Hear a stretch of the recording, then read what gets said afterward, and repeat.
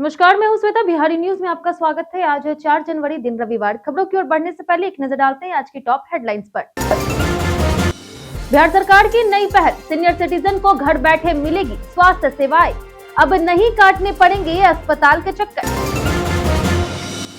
बिहार भूमि portal पर आवेदनों के निष्पादन में हुआ बदलाव। FIFO व्यवस्था 31 मार्च तक रहेगी स्थगित।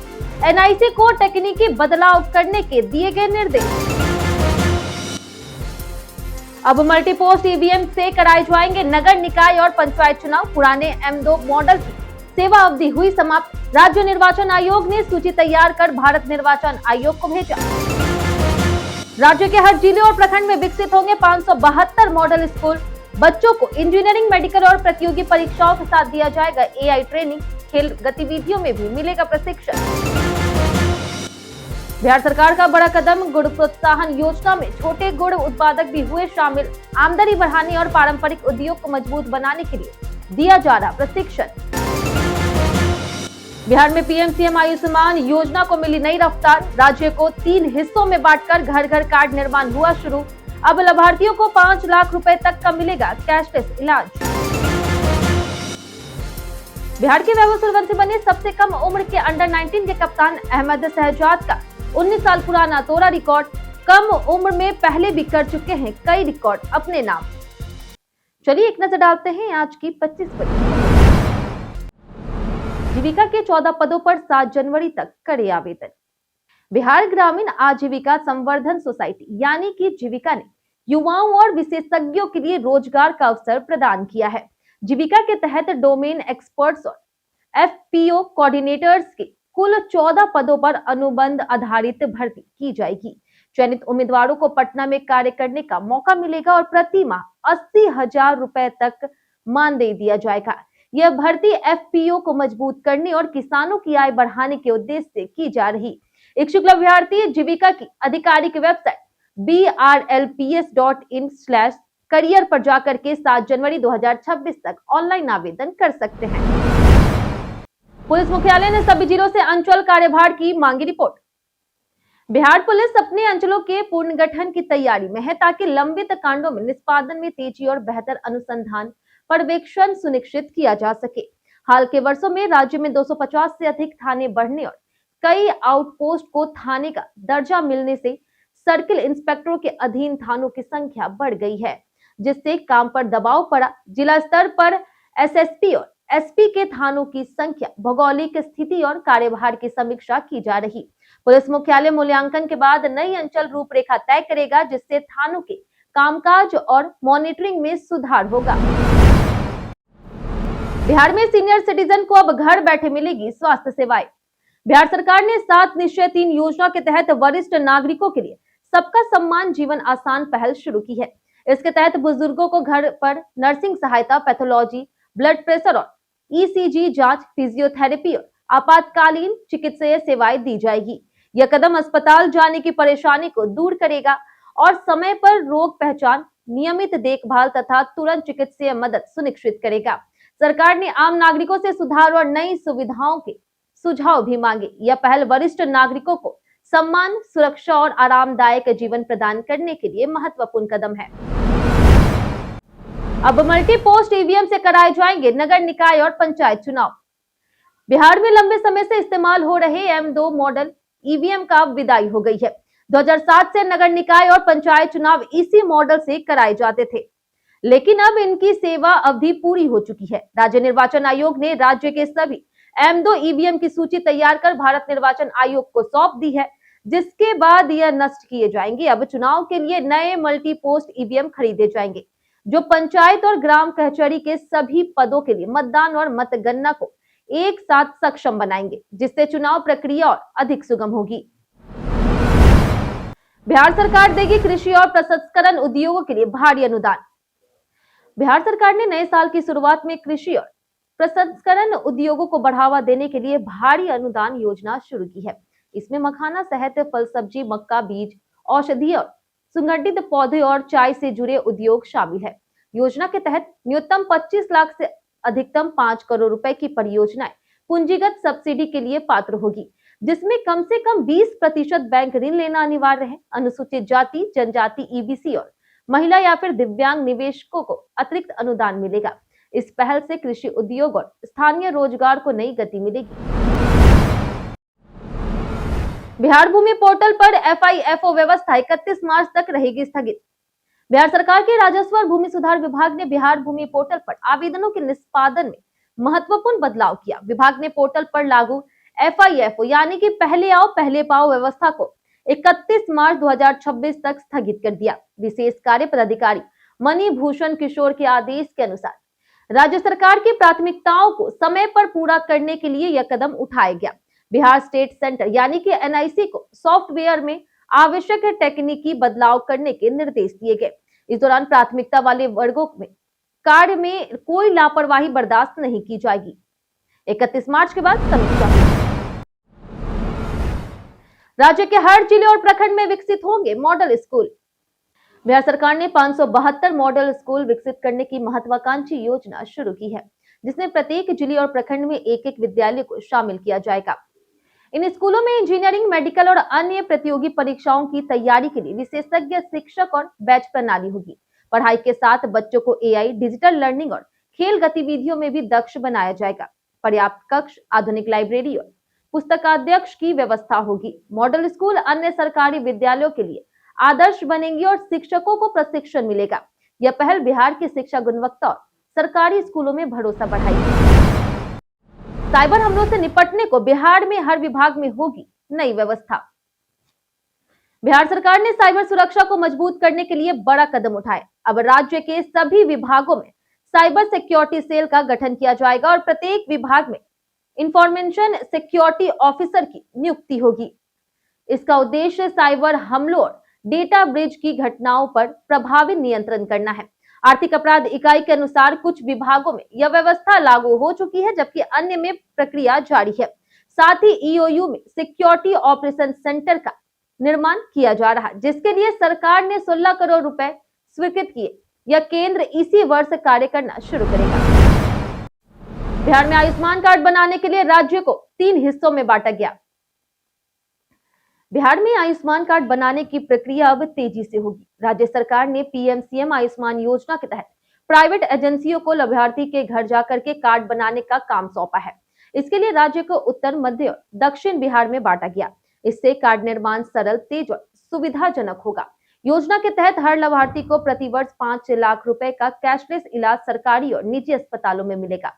अब तक केवल 50% कार्ड बने थे। इस पहल से स्वास्थ्य सुविधाओं की पहुंच बढ़ेगी, लाभार्थियों को समय की बचत होगी और योजना का कवरेज बढ़ेगा। गोपालगंज में हुआ विश्व के सबसे बड़े शिवलिंग का भव्य स्वागत। गोपालगंज में विश्व का सबसे बड़ा शिवलिंग पहुंचकर आस्था और भक्ति की अद्भुत छवि पेश कर रहा। तमिलनाडु के महाबलीपुरम से निकला यह 33 फीट ऊंचा 200 टन वजनी काले ग्रेनाइट का शिवलिंग यूपी बिहार सीमा होते हुए गोपालगंज में पहुंचा। वहीं श्रद्धालुओं ने फूल, शंख, ढोल, नगाड़े और हर हर महादेव के जयकारों के साथ दिव्य स्वागत किया। यात्रा धार्मिक अनुसंधान, भजन कीर्तन और पूजा अर्चना का केंद्र बनी। प्रशासन ने सुरक्षा और यातायात व्यवस्था सुनिश्चित की है। यह शिवलिंग अब पूर्वी चंपारण के विराट रामायण मंदिर में स्थापित किया जाएगा, जो भारत की आस्था, संस्कृति और भक्ति का प्रतीक है। बिहार सरकार ने छोटे गुड़ उत्पादकों को गुड़ प्रोत्साहन योजना में किया शामिल।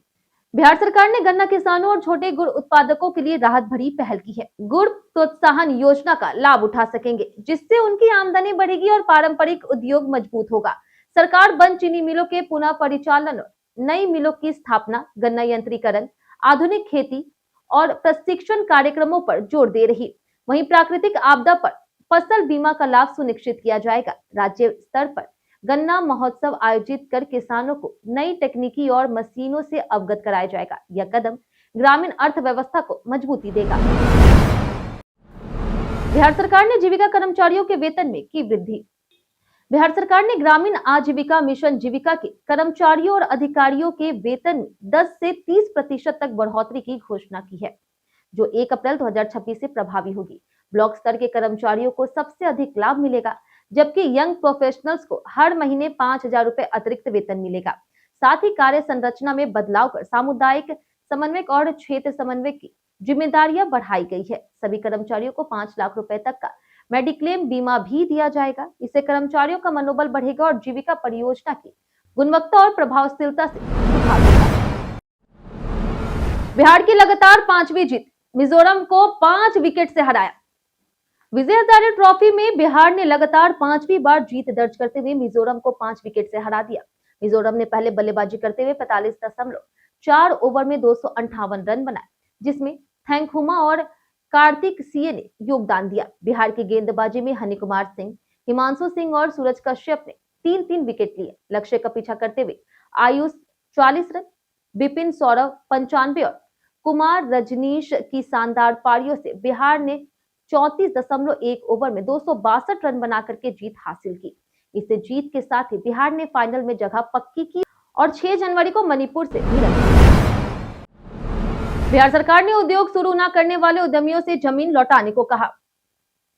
बिहार में नए औद्योगिक क्षेत्र की स्थापना को लेकर के भूमि का मुद्दा अहम है।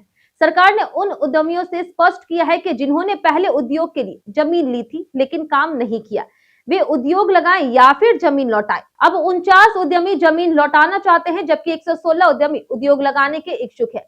इन्हें बियाडा की जमीन पर तय समय से उत्पादन शुरू करना होगा। माइक्रो यूनिट को 9 से 12 महीने, लघु उद्योग को 12 से 18 महीने और मध्य और बृहद उद्योग को 19 से 24 महीने में व्यावसायिक उत्पादन शुरू करना अनिवार्य होगा। निवेश सीमा 1 करोड़ से 50 करोड़ तक तय है।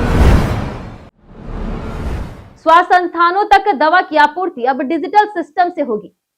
बिहार में स्वास्थ्य संस्थानों तक दवाओं की आपूर्ति अब डिजिटल टेक्निक के जरिए पूरी की जा रही। 14,337 स्वास्थ्य संस्थानों को drugs and vaccine distribution management system यानी कि DVDMS से सूचीबद्ध किया गया है। डिजिटल प्रणाली के कारण दवा आपूर्ति पारदर्शी, प्रभावी और जवाबदेही हो गई है, जिससे मरीजों को समय पर मुफ्त दवा उपलब्ध हो रही। प्राथमिक स्वास्थ्य केंद्रों से लेकर के जिला अस्पतालों तक दवाओं की मांग, उपलब्धता और खपत का वास्तविक समय में आकलन संभव हो गया। राज्य भर में 180 औषधि वाहन लगातार दवा वितरण में सहायता कर रहे हैं। मार्च 2026 से UTS ऐप होंगे बंद, रेल वन बनेगा एकमात्र विकल्प। भारतीय रेलवे यात्रियों की सुविधा के लिए टिकटिंग प्रणाली में बड़ा बदलाव करने जा रहा। मार्च 2026 से जनरल टिकट बुकिंग के लिए इस्तेमाल होने वाला UTS मोबाइल ऐप बंद कर दिया जाएगा। इसकी जगह रेल वन ऐप देश भर में रेलवे सेवाओं का एकमात्र आधारित प्लेटफॉर्म होगा। रेल वन ऐप से अनारक्षित टिकट के साथ ट्रेन शेड्यूल, सीट उपलब्धता, प्लेटफॉर्म जानकारी, टिकट रद्द और रियल टाइम ट्रेन स्थिति जैसी सुविधाएं मिलेगी। यात्रियों को प्रोत्साहित करने के लिए 14 जनवरी 2026 से रेल वन ऐप पर टिकट बुकिंग पर 3% किराया छूट दी जाएगी।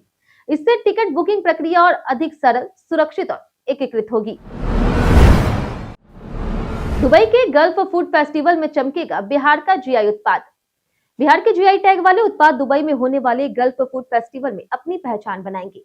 26 से 30 जनवरी तक आयोजित इस फेस्टिवल में सिलाव का खाजा, मखाना, कतरनी और मरचा धान प्रदर्शित किए जाएंगे। मिठाई के केवल सिलाव का खाजा GI टैग प्राप्त है, जबकि आरा का खुरमा और गया जी का तिलकुट टैग प्रक्रिया में है। बिहार की संस्कृति और पारंपरिक पहचान को वैश्विक मंच पर 13 GI टैग वाले उत्पादों ने बढ़ावा दिया है, जिससे किसानों और कारीगरों को आर्थिक लाभ मिला है। इस पहल से बिहार के उत्पादों की मांग और मूल्य बढ़ रहे हैं। दिव्यांग छात्रों के लिए इंटरमीडिएट प्रैक्टिकल परीक्षा में होगी विशेष सुविधा। बिहार विद्यालय परीक्षा समिति ने इंटरमीडिएट वार्षिक परीक्षा 2026 की प्रैक्टिकल परीक्षा 10 से 20 जनवरी के बीच आयोजित करने का निर्देश दिया। प्रवेश पत्र बोर्ड की आधिकारिक वेबसाइट पर अपलोड किया गया है और छात्र छात्राओं को अपने शिक्षण संस्थान से इसे प्राप्त करना होगा। सेंटर परीक्षा में उत्तीर्ण परीक्षार्थियों को ही प्रवेश पत्र मिलेगा, जबकि अनुपस्थित या फिर असफल छात्रों को प्रवेश पत्र नहीं मिलेगा। वहीं दिव्यांग छात्रों के लिए लेखक की सुविधा के लिए जिला शिक्षा पदाधिकारी से अनुमति लेना अनिवार्य होगा। किसी समस्या की स्थिति में छात्र परीक्षा समिति के हेल्पलाइन नंबर से संपर्क कर सकते हैं। बिहार के वैभव सूर्यवंशी बने सबसे कम उम्र के अंडर-19 के कप्तान। बिहार के 14 साल के बैटिंग सेंसेशन वैभव सूर्यवंशी ने यूथ वनडे में सबसे कम उम्र के कप्तान बनकर इतिहास रच दिया। 3 जनवरी 2026 को साउथ अफ्रीका अंडर-19 के खिलाफ उन्होंने 14 साल की उम्र में इंडिया अंडर-19 टीम की कप्तानी की। पाकिस्तान के अहमद शहजाद का 19 साल पुराना रिकॉर्ड तोड़ते हुए यूथ वनडे में नया कीर्तिमान स्थापित किया। आईपीएल में सबसे कम उम्र में डेब्यू, यूथ वनडे और टेस्ट में सबसे कम उम्र की सेंचुरी और विजय हजारे ट्रॉफी में रिकॉर्ड 150 रन जैसी उपलब्धियों के साथ सूर्यवंशी क्रिकेट की नई स्टार संभावना बन गए हैं। मुजफ्फरपुर के जिला कृषि पदाधिकारी सुधीर कुमार रिश्वत लेते हुए गिरफ्तार। बिहार सरकार की भ्रष्टाचार के खिलाफ जीरो टॉलरेंस नीति के तहत निगरानी अन्वेषण ब्यूरो ने मुजफ्फरपुर के जिला कृषि पदाधिकारी सुधीर कुमार को रिश्वत लेते रंगे हाथ गिरफ्तार किया। आरोपी अधिकारी के परियोजना निदेशक और सहायक निदेशक का अतिरिक्त प्रभार संभालते हुए कर्मचारी संतोष कुमार से 2 लाख रुपए की रिश्वत मांगी थी। संतोष ने पहले 1.18 लाख रुपए बैंक लोन, गहने गिरवी और वाहन बेचकर दिए। वहीं शेष 19,000 रुपए लेते ही निगरानी टीम ने सुधीर को गिरफ्तार कर लिया। डीएसपी मिथिलेश कुमार ने कहा कि मामले में छापेमारी और दस्तावेज जांच जारी है। जानिए आज कैसा रहेगा बिहार के मौसम का मिजाज। अगले 7 दिनों तक राहत की संभावना नहीं है। मौसम विभाग के अनुसार अगले 48 घंटों में तापमान 4 डिग्री सेल्सियस तक गिर सकता है। सर्द पछुआ हवा और घने कोहरे के कारण शीतलहर जैसी स्थिति बनी रहेगी। पटना, गयाजी, वैशाली और नालंदा में विजिबिलिटी कम होने से सड़क और रेल यातायात प्रभावित हो सकता है। प्रशासन ने बच्चों की सुरक्षा के लिए कक्षा 5 तक स्कूल बंद कर दिए हैं। वहीं न्यूनतम तापमान 4.4 डिग्री दर्ज हुआ, जो 1998 के बाद सबसे कम है। राहत 8 जनवरी के बाद मिलने की संभावना है। बिहार के मुकेश सिंह बने लद्दाख के डीजीपी। बिहार के बेगूसराय निवासी सीनियर आईपीएस मुकेश सिंह को लद्दाख का नया डीजीपी नियुक्त किया गया। 1996 बैच के एजीएमयूटी कैडर के अधिकारी मुकेश सिंह पहले आईटीबीपी में एडिशनल डायरेक्टर जनरल थे और एनआईए के फाउंडर मेंबर भी रहे। उन्होंने जम्मू कश्मीर के रियासी, पुलवामा और पूंछ में आतंकवाद विरोधी मामलों में अनुभव प्राप्त किया। वहीं आईआईटी दिल्ली से सिविल इंजीनियरिंग में बीटेक करने वाले मुकेश सिंह ने एसवीपी एनपीए में ट्रेनिंग पूरी की। उन्होंने पुलिस ऑपरेशंस, कर्ज ऑफ पीर समेत कई किताबें लिखी और हाई प्रोफाइल मामलों की जांच में योगदान दिया। दरभंगा के खान निरीक्षक को अनियमितता के आरोप में किया गया सस्पेंड। बिहार के डिप्टी सीएम और राजस्व और भूमि सुधार मंत्री विजय कुमार सिन्हा ने दरभंगा के खान निरीक्षक को गंभीर अनियमितताओं के आरोप में सस्पेंड कर दिया। उन्होंने अवैध खनन में किसी भी तरह की मिलीभगत या फिर संरक्षण को बर्दाश्त न करने का स्पष्ट संदेश दिया। डिप्टी सीएम ने डीएम और पुलिस अधीक्षक को भी निर्देश दिए हैं कि अवैध खनन में शामिल किसी अपराधी पर तुरंत कार्रवाई की जाए। 16 जनवरी को खनन लाइसेंस और नियमों की जानकारी के लिए जागरूकता शिविर का आयोजन होगा। जनता से शिकायत के लिए हेल्पलाइन नंबर भी जारी किए गए। कई कारणों से दर्ज भारत के इतिहास में आज की तारीख 1965 में आदित्य पंचोली का जन्म हुआ, जो हिंदी सिनेमा के प्रमुख अभिनेता हैं। 1988 में नाबिला जमशेद का जन्म हुआ, जो एक भारतीय लेखक थी। 1993 में अपूर्वी चंदेला का जन्म हुआ, जो महिला निशानेबाज है। वहीं 2017 में सितार वादक अब्दुल हलीम जाफर खां का निधन हुआ। वहीं 2022 में सिंधुताई सपकाल मराठी सामाजिक कार्यकर्ता का निधन हुआ। अब किराए पर चलने वाली स्कूल बसें कहलाएगी एजुकेशनल बस। केंद्र सरकार ने मोटर वाहन अधिनियम 1988 में बड़े संशोधन की प्रक्रिया शुरू कर दी है। मोटर वाहन विधेयक 2025 के तहत स्कूल कॉलेज से जुड़े वाहनों के नियम सख्त किए गए। अब किराए पर ली गई स्कूल बसें भी एजुकेशनल बस की श्रेणी में आएगी और नियमों के दायरे में होगी, जिससे छात्रों की सुरक्षा व्यवस्था मजबूत होगी। इसके अलावा वाहनों को वजन के आधार पर नई श्रेणियों में बांटने और कॉन्ट्रैक्ट कैरीज की परिभाषा में बाइक और कैब शामिल करने का प्रस्ताव है। इससे बाइक, टैक्सी और कैब सेवाओं को कानूनी मान्यता मिलने का रास्ता खुलेगा। हम प्रतिदिन आपसे 5 ऐसे जरूरी सवाल उसके जवाब बताएंगे जो कि बीपीएससी, बिहार पुलिस दरोगा समेत एसएससी जैसे अन्य प्रतियोगी परीक्षाओं में काम आएंगे। सवाल इतिहास, बिहार स्पेशल, विज्ञान, करंट अफेयर्स और भूगोल से रहेंगे। पूछे गए 5 सवाल में आपने कितना सही जवाब दिया, हमें कमेंट करके जरूर बताएं। तो हमारा पहला सवाल है, बिहार में चेर राजवंश के संस्थापक कौन थे? ऑप्शन ए है भोजराज, ऑप्शन बी है राजा नारायण, ऑप्शन सी है हरराज या फिर ऑप्शन डी संग्राम देव। इसका सही जवाब है ऑप्शन ए भोजराज। हमारा दूसरा सवाल है कि इनमें से कौन सा college prince of Wales medical college के नाम से जाना जाता था? ऑप्शन ए है Darbhanga medical college, option B है Katihar medical college, option C है पटना मेडिकल कॉलेज और अस्पताल या फिर option D KNH medical college और अस्पताल। इसका सही जवाब है option C Patna medical college और अस्पताल। हमारा तीसरा सवाल है कि पंचायत राज में जिला स्तर पर शासन प्रणाली को आमतौर पर किस नाम से जाना जाता है? ऑप्शन ए है ग्राम पंचायत, ऑप्शन बी है पंचायत समिति, ऑप्शन सी है न्याय पंचायत, ऑप्शन डी जिला परिषद। इसका सही जवाब है ऑप्शन डी जिला परिषद। हमारा चौथा सवाल है कि बिहार लोक शिकायत निवारण अधिनियम किस वर्ष में लागू हुआ था? ऑप्शन ए है 2009, ऑप्शन बी है 2012, ऑप्शन सी है 2013, ऑप्शन डी 2015। इसका सही जवाब है ऑप्शन डी 2015। हमारा आखिरी सवाल है कि भारत की पहली वनडे भारत स्लीपर ट्रेन गुवाहाटी और किस शहर के बीच चलाई जाएगी? ऑप्शन ए है पटना, ऑप्शन बी है कोलकाता, ऑप्शन सी है जयपुर या फिर ऑप्शन डी वाराणसी। इसका सही जवाब है ऑप्शन बी कोलकाता। बीते दिन हमारे द्वारा पूछे गए सवाल का जवाब आप लोगों में से बहुत लोगों ने हमारे कमेंट बॉक्स सेक्शन में लिख कर दिया है।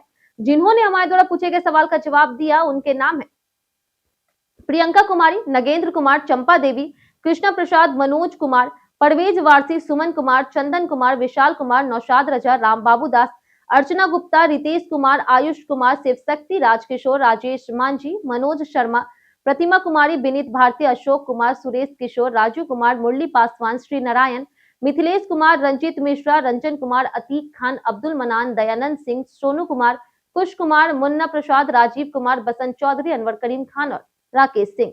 इसी के साथ बढ़ते हैं आज के सवाल की ओर। और आज का सवाल है, ठंड से बचाव के लिए आप क्या क्या तरकीब अपना रहे हैं? आप अपना जवाब हमें हमारे कमेंट सेक्शन में लिखकर जरूर बताएं। आज के लिए इतना ही। बिहार की तमाम खबरों के साथ बने रहने के लिए देखते रहे बिहारी न्यूज। और साथ ही अगर यूट्यूब चैनल पर देख रहे हो चैनल को सब्सक्राइब कर दे और आप फेसबुक पेज पर देख रहे हैं तो लाइक और फॉलो जरूर करें।